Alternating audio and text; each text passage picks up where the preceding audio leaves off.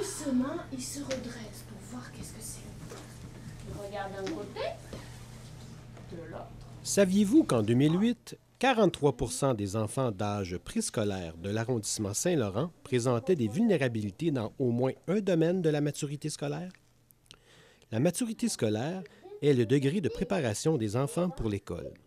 Ces domaines sont la santé physique et le bien-être, la compétence sociale, la maturité affective, le développement cognitif et langagier et finalement les habiletés de communication et connaissances générales.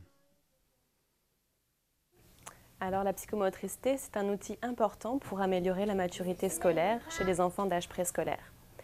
Par nos interventions, sous forme de jeux ludiques, l'expression corporelle, la relaxation, la motricité fine, des parcours moteurs ou des activités rythmiques, nous favorisons et renforçons les potentiels de l'enfant.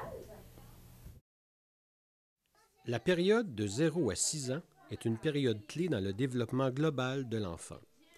Les apprentissages sont nombreux et primordiaux.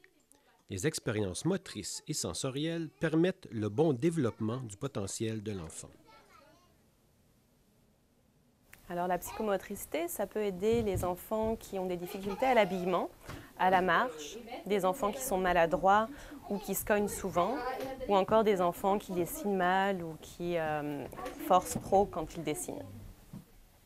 Chaque jour, les enfants peuvent vivre des stimulations psychomotrices, que ce soit à l'école, au CPE, à la maison ou au parc.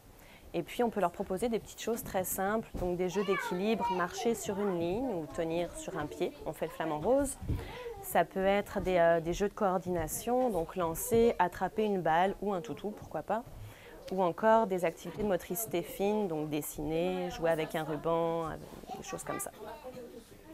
Ce qui est très important, c'est que tous les adultes qui interviennent auprès de l'enfant, d'abord ses parents, les éducateurs ou les enseignants, favorisent l'enrichissement des expériences motrices, sensorielles et sociales de l'enfant, ce qui permet un développement global au niveau affectif, moteur et cognitif.